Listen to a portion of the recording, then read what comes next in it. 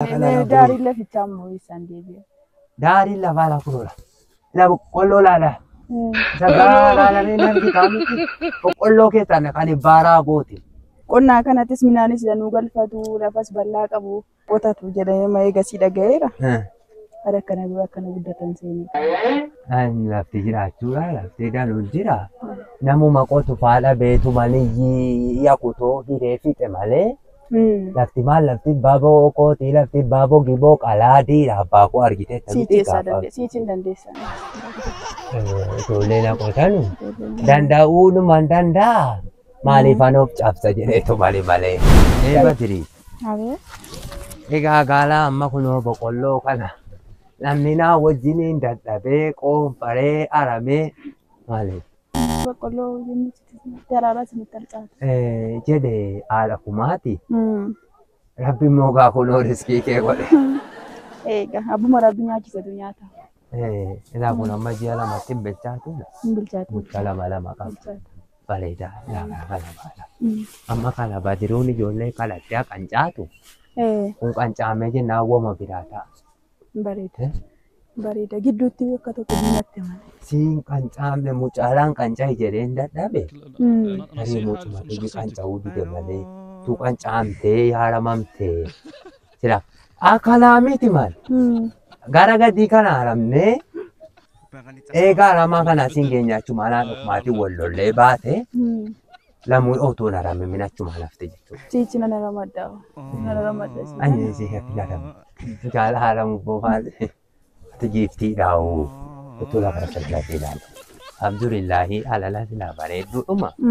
Daggalu matuji erana dura gara-gara male. Boqqolloo akkamii jeeta. Alala ijoollee ni agadaa isaa nyaata. Yoo irraa boqqolloo faatte ijoolleen agadaa isaa nyaate horii eega. Marga isaattis horii ina. Egaa wooma biraatti gaa. Bareedaadha. Bareeda. Minaalan qabu akkuma kana gaa badiri. Kottumee amma silaatiin oli.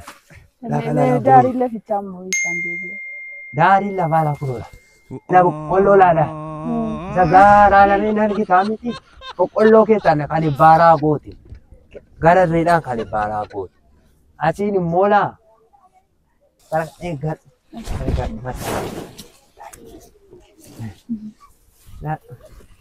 Kalala booyyeetu akka jisse jechuudha. Booyyeetu jisse balee eeggatu boqqolloo. Namuma eegaa namumti eegaaraa tokko. Asiin ilaa boqqolloo laa kala badduu lafa badduu gamaa sana nan gitaa.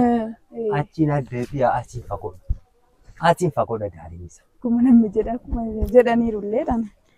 Lafa danuu qabu midhaanis danuu qotu naan jedhame. Akkana lafti jiraachuudha. Namni gaa. Qonnaa kanattis midhaanis danuu galfatu lafas bal'aa qabu midhaanis immoo qotatu jedhamee eegasii dhaga'eera.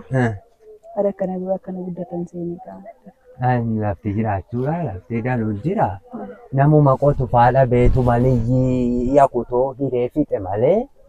Lafti maal lafti baaboo kooti lafti baaboo giboo qalaadii abbaa koo argite. Siitiin dandeessan. Ijoolleen qotanu danda'uudhuma danda'a. Maaliif anoof cabsa jedheetu malee. Dadhabee miti. Hin cabsine abbaasa. Ijoolleen qotanu safaalii yaa'u illee. Ijoolleen gurguddataniiru siichoof danda'u. Ilaa amma warri keessa ammoo boodarra qancaame immoo reefila akka kalalaa algee baasala.